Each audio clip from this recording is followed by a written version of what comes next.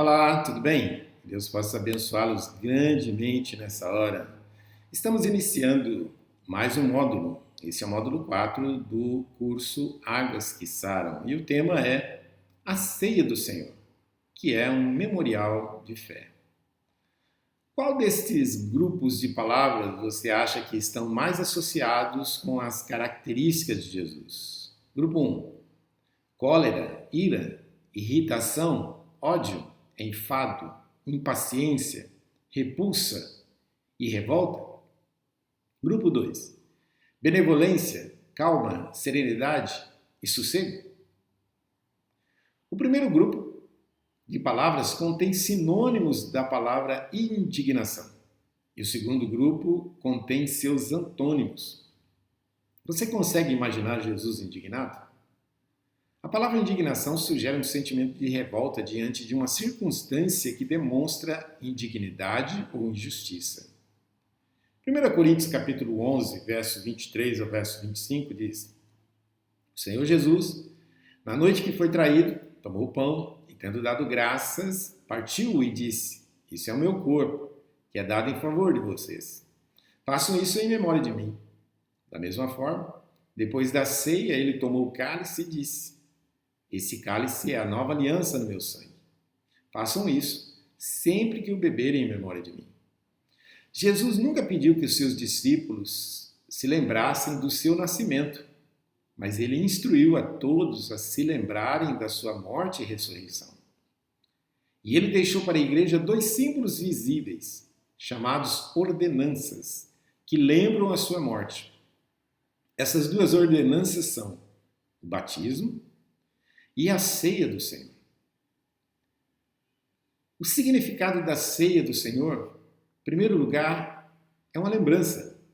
1 Coríntios capítulo 11, verso 24 diz: E tendo dado graças, partiu e disse: Isso é o meu corpo, que é dado em favor de vocês. Façam isso em memória de mim. A ceia do Senhor também é um símbolo. 1 Coríntios 11, 25 diz: Da mesma forma, depois da ceia, ele tomou o cálice e disse: Esse cálice é a nova aliança no meu sangue. Façam isso sempre que o beberem em memória de mim. A ceia do Senhor também é uma confissão de fé.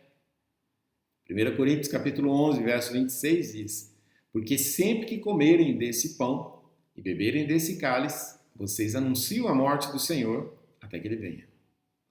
Uma observação importante. Algumas igrejas ensinam que os dois elementos sofrem uma transformação durante a ceia do Senhor, ou seja, uma transubstanciação.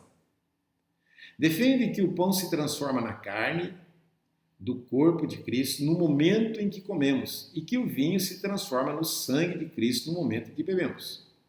Nós, porém, acreditamos que os dois elementos são símbolos e memoriais, como estão escritos na palavra de Deus. Não acreditamos que aconteça qualquer transformação dos elementos durante a ceia e não encontramos base bíblica para acreditarmos que isso poderia ocorrer. Quem pode participar da ceia do Senhor? Podem participar da ceia do Senhor somente aqueles que já aceitaram a Jesus e foram batizados. 1 Coríntios 11, 29 diz: Pois quem come e bebe sem discernir o corpo do Senhor, come e bebe para a sua própria condenação. A ceia do Senhor é, portanto, constituída de dois elementos. Primeiro, o pão. Simboliza o corpo de Cristo que foi pregado na cruz por causa dos nossos pecados. Segundo, o vinho. Simboliza o sangue de Jesus, que Jesus derramou na cruz para nos salvar. Como me preparar para a ceia do Senhor?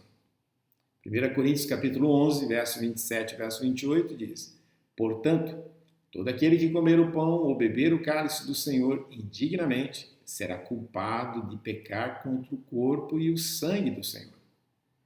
Examine-se cada um a si mesmo, então coma do pão e beba do cálice. Desse modo, então, eu devo me preparar para a ceia do Senhor através de um exame pessoal, conforme 1 Coríntios 11, 28. E através de uma confissão dos meus pecados, conforme 1 João capítulo 1, verso de número 9. Através do reafirmar quem sou em Cristo, Romanos capítulo 12, verso 1. E através do restaurar os relacionamentos, Mateus capítulo 5, verso 23 ao verso 24.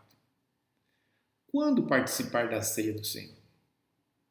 Jesus nunca disse quando e com que frequência os cristãos deveriam observar a ceia do Senhor. Ele a instituiu numa quinta-feira à noite. Mas em nossa igreja, as celebrações das ceias ocorrem sempre no segundo domingo de cada mês, em ocasiões especiais, tais como Páscoa, Ano Novo e etc. Que Deus abençoe a sua vida e até a próxima.